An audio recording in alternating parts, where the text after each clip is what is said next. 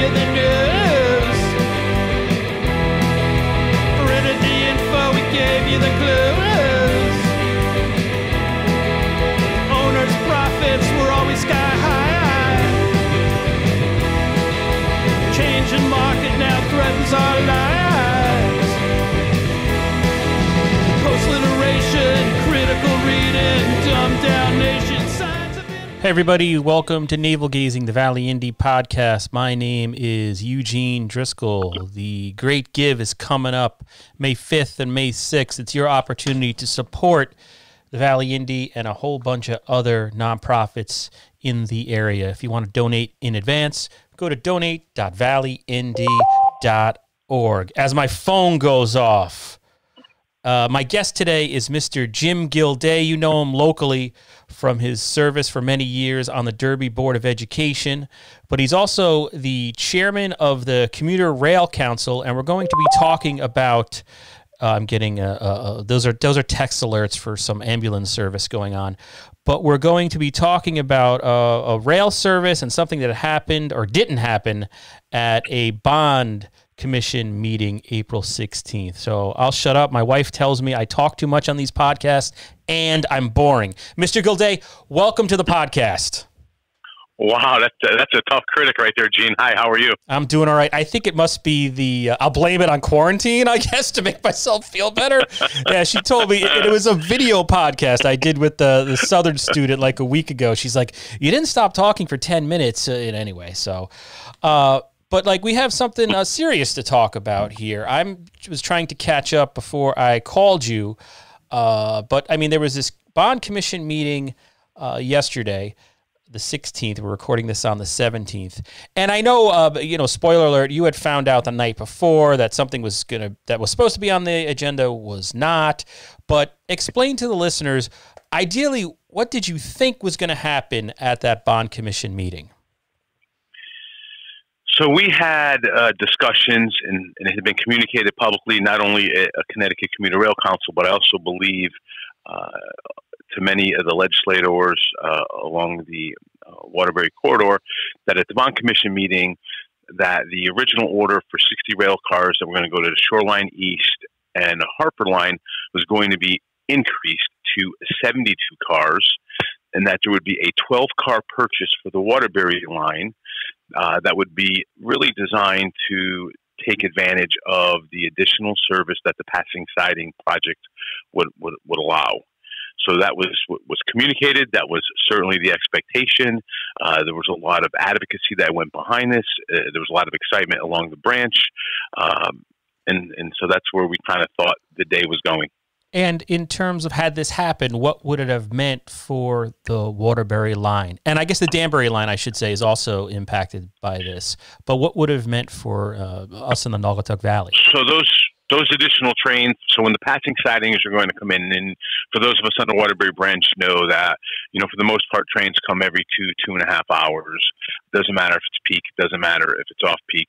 That's pretty much what the train schedule is. So once the 4 passing sidings were going to come in, the additional cars would really help double that service, really, to where you could almost have half hour peak service and hourly off-peak service. And again, you got to put yourself in the mind of, once life goes back to normal and what it had been like before, what that really meant, not only for commuters, and that's such a small part of it, not only for the commuters on the branch, but just the economic springboard that would be for the Waterburys, the Beacon Falls, the Naugatucks, the Ansonias, the Seymours, and the Derbys, to really now have that be a linchpin for your downtown, to know that people who wanted to come in and develop in your downtown could plan on consistent half-hour off-peak service and half-hour peak service and 1 hour off-peak service. That was really probably the benefit of it as well. And to your point about this acting potentially as a springboard for development, one of the things we hear all the time is transportation-oriented development. You hear it in the Valley. There are developers who want to put apartments around all the train stations in some of the communities you just mentioned, Ansonia, Derby specifically. But the only real transportation you have while the rail line is there, it's really Route 8 is what's moving people back and forth, and it's congested and all that good stuff. So then what happened? I guess we should rewind to the night before the Bond Commission meeting. From what I understand, somehow it gets out that the rail cars and the money for the rail cars is not going to be on the Bond Commission agenda. How did that happen? So the meeting on Wednesday was geared towards Shoreline East. Had we been living in normal times, so to speak, this would have been a Shoreline East meeting. We would have been up in Guilford. Amtrak would have been in attendance, which they were, but it was still a meeting geared towards the Shoreline East. Let me interrupt you. When you say, I'm sorry, Jim, when you say there was a meeting, what was the meeting Wednesday? Wednesday was a Zoom meeting. It had planned to be a real, an in-person meeting in Guilford. Of the Commuter Rail Council? Yes, sir. Okay, yes, sorry. Sir. Go ahead. No, all good. So it was still a meeting of the Connecticut Commuter Rail Council. It was held via Zoom, and it was still focused on the Shoreline East. One of the topic items is rail car procurement process.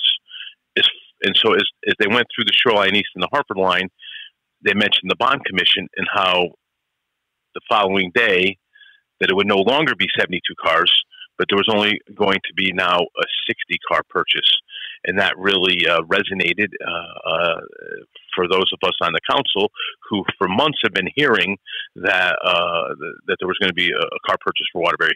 So again, certainly you reach out to the people that you're working with, you reach out to, legislators, you reach out to mayor's offices, and you come and find out nobody knew, and which is really a curious and interesting part is that, it was really with little notice. And as we started to talk to our advocates and our legislators along the line, when I tell you no one knew. It was fascinating how this significant change to the Waterbury branch line was almost going to, come in under the wire, like the Cleveland Browns moving to Baltimore all over again. It was a very quiet hush-hush. And so then the commission meets the next day, and when it comes to that point in the agenda, there is, it's as bureaucratic as you can get in turn. Here's the agenda item, and somebody reads it. I have a clip. It's a long clip, but maybe I'll just play a little bit of it. Okay. This is when this topic came up.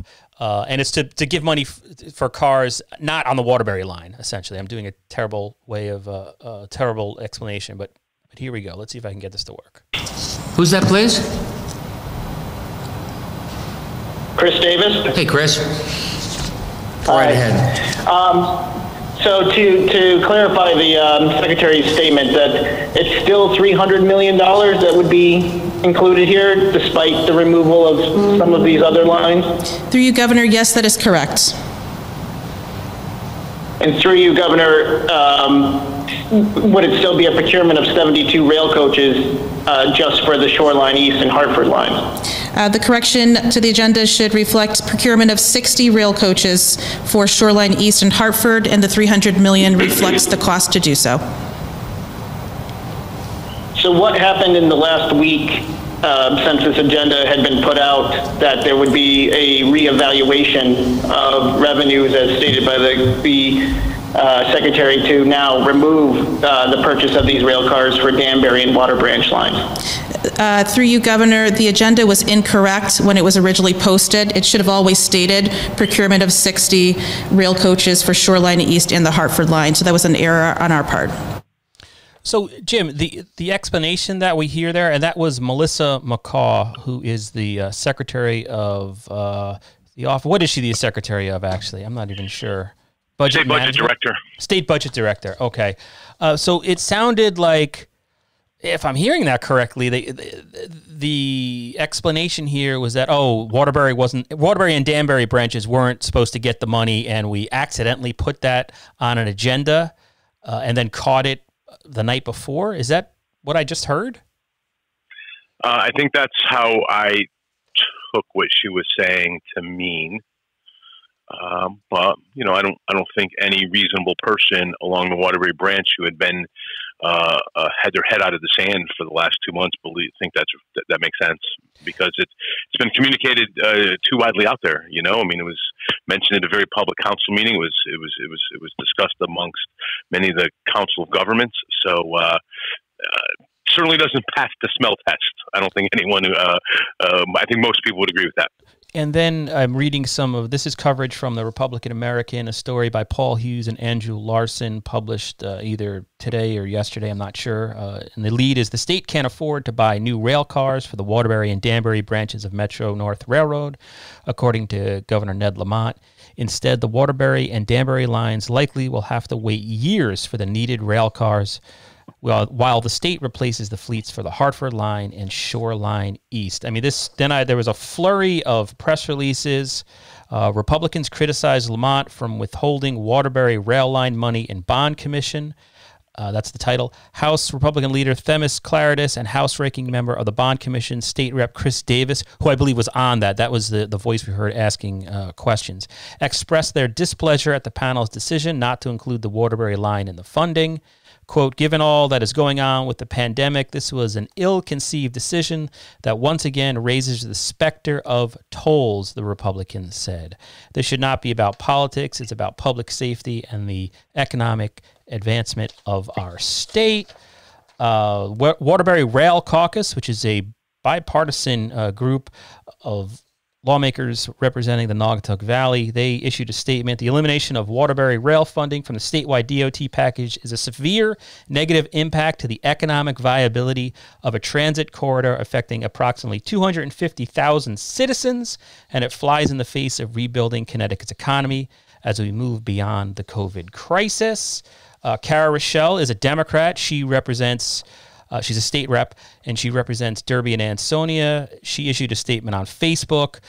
I'll read part of it. The removal of the Waterbury train line cars from the transportation package at today's Bond Commission meeting is frustrating and extremely disappointing to me. She points out later on, the developers have indicated they're not only interested, but also ready to invest, and they have been waiting on action to upgrade the Waterbury line. She concludes, that is why today's action is short-sighted and leaves me flabbergasted. While our region faced a setback today, I'm working with my colleagues on the bipartisan Waterbury Train Caucus to advocate on the issue, and will continue to fight hard for these rail cars. And then just finally, there's one last one. This one is from Christopher Bowen, who is a Democratic member of the Seymour Board of Selectmen. So we've had state reaction, and then on the very local level, Bowen says in part, we are not pawns to be sacrificed, we meaning the Naugatuck Valley, are not pawns to be sacrificed in a game being played by people from from Fairfield and Hartford County who seem to view our area as a bunch of benighted rubes who don't deserve basic and promised services because most of our representatives are from the quote-unquote wrong party. So there seems to be this feeling out there that really what happened was this is retribution for the lack of support for tolls in the area. Do you think there's anything? Well, what's your opinion on that? I mean, you're well versed in transportation issues and know the issues much more than I do. What do you think's going on here?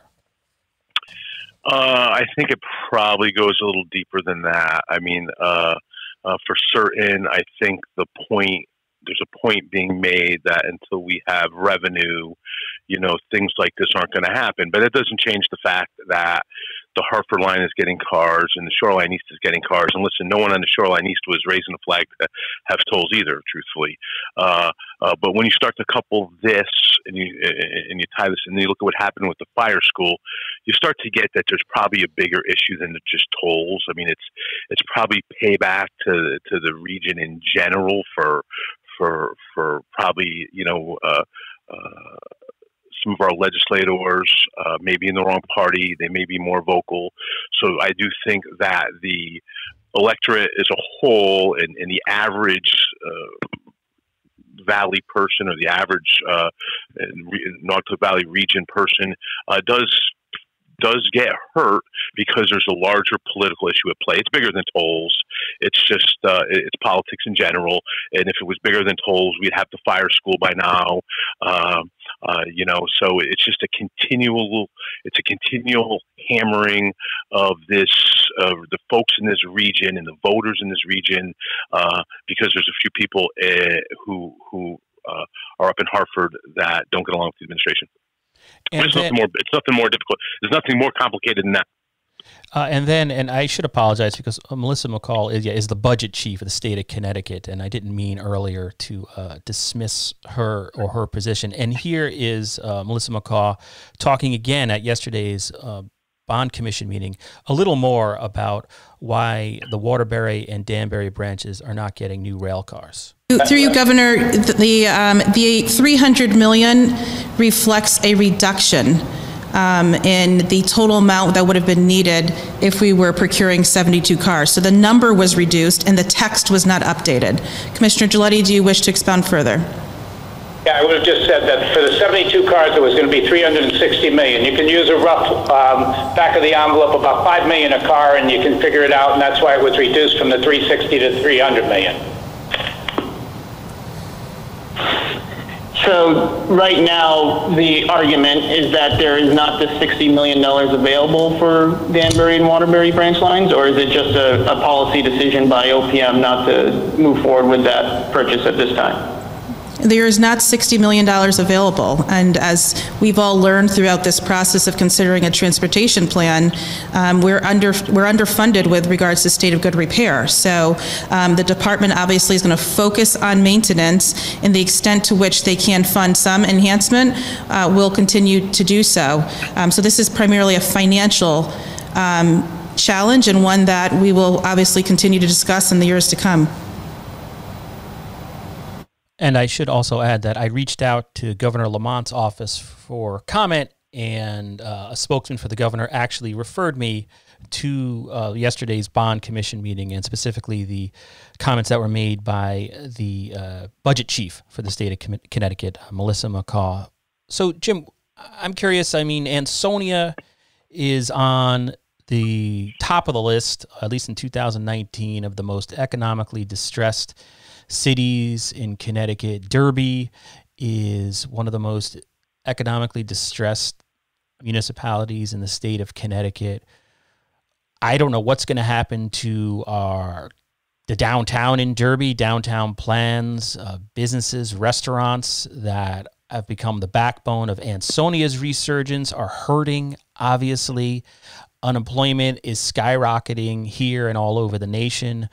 But Ansonia and Derby specifically have still been trying to recover, not just from the recession, but from the loss of manufacturing jobs decades ago. So, and there is that, there's that stereotype that the state just sort of, this is the flyover land. The Rust Belt of Connecticut is the flyover for state government, it seems.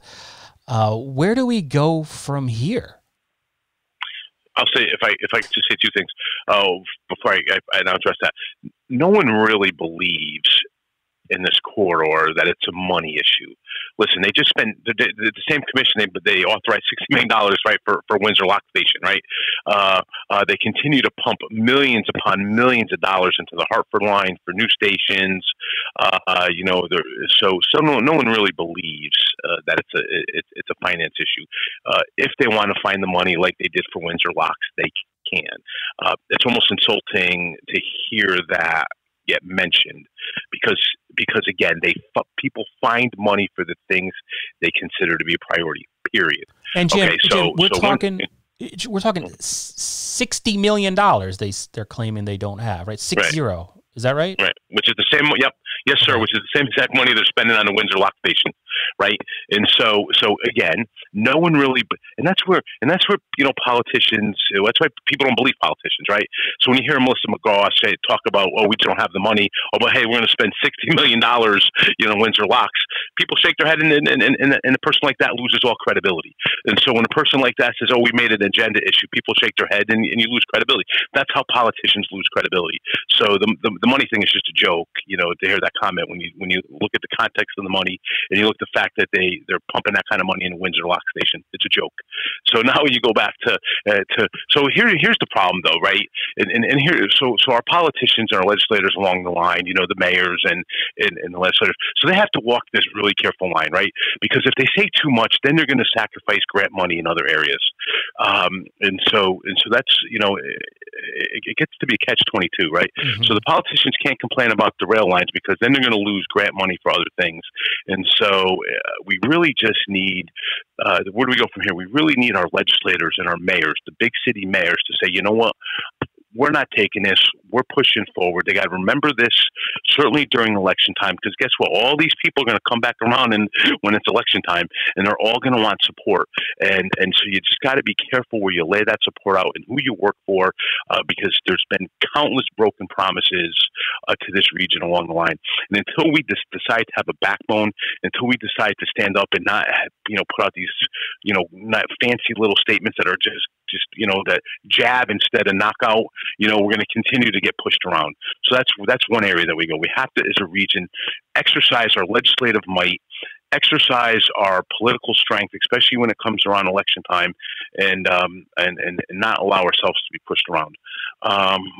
And I will tell you, until the legislative branch of this region stands up and they start withholding votes and they start withholding support that are important to other people, we're going to continue to get pushed around, and that's just a fact.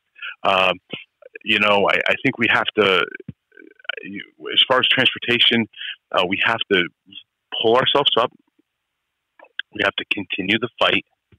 We have to continue to advocate because, as you mentioned, Derby, Ansonia, Waterbury, these are severely distressed communities that need the economic lift that the branch line, a functioning branch line, would give them.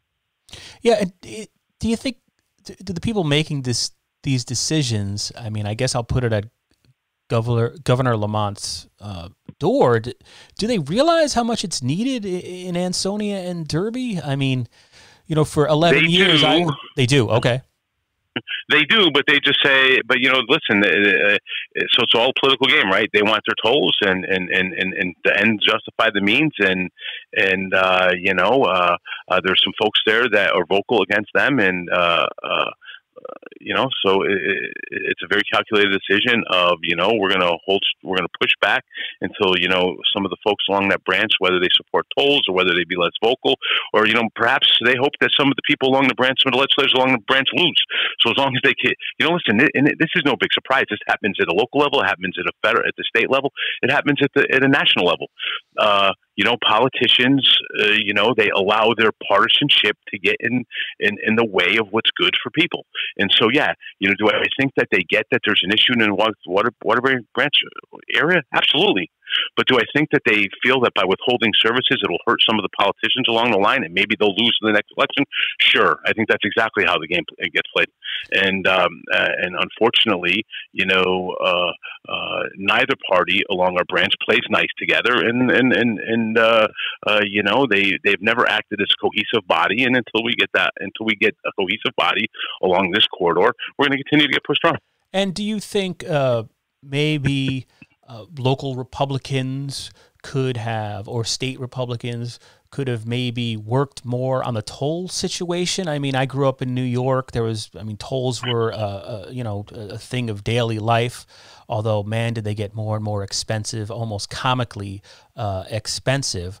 But I mean, will tolls be revisited in some way? Are the Republicans going to have to give something?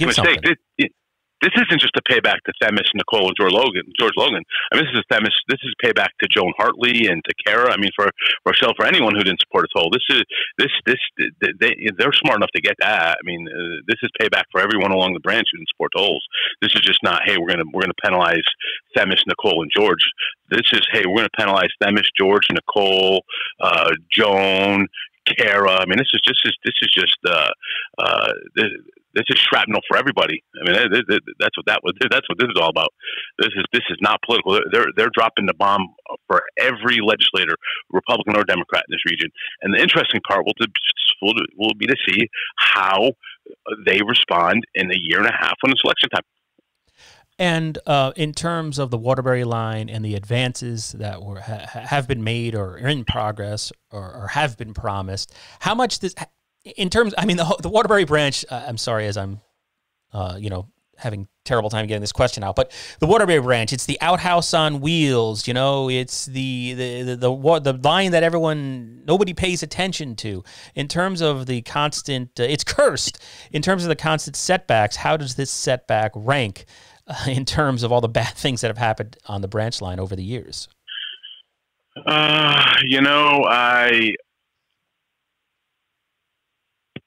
This was probably as devastating news for the branch as I've heard in a long time.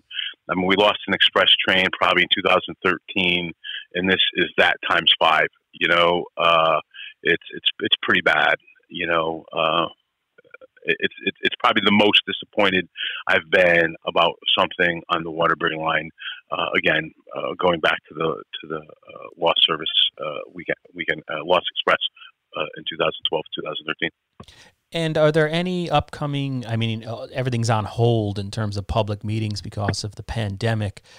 But the next Commuter Rail Council meeting, is this going to come up in any way? Do you envision? Well, the August council meeting. I'm sorry, I interrupted you, Gene. I'm sorry. Go ahead. No, it's I talk too much. Go ahead. No.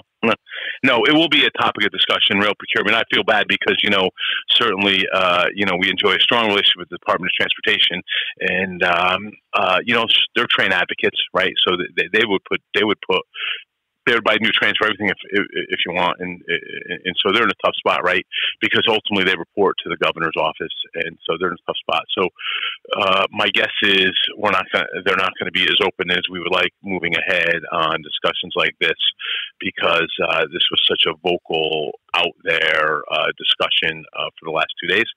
We do have an August meeting along the line, but at the end of the day, until the average voter really stands up and starts, making changes and starts remembering things like the fire school, and remembers things like the Waterbury branch line, broken promises, until the rubber meets the road and people start, translating those disappointments into election day votes, we'll continue to get pushed around as well. All right, Mr. So Gildea. our job and our job and the legislator's job is to remind people of that. Yeah, I'll just before I let you go, was that the last thing you wanted to, any points you wanted to make that I haven't asked you on this Friday, where I seem to have trouble forming a sentence? No, again, I think the most important thing is that we have to rise up. We have to dust ourselves off. We have to not be worried about, ramifications for fighting or pushing back and taking on City Hall. I think that's the most important thing for all the commuters and certainly all the legislators, whether you're a local leader or a state legislator. All right, Jim, thanks for taking a half hour of your time today. Have a great weekend. Thanks, my best to you and your family. You too, Gene. Stay safe. Bye-bye. All right, so that was Jim Gildea, Derby Board of Ed, very local in everything Derby, and the chairman of the CT Commuter Rail Council. And for valleyindy.org, this is Eugene Driscoll. I apologize for some of my stumbling and awkwardness, but hey, that's life. Talk to you soon. For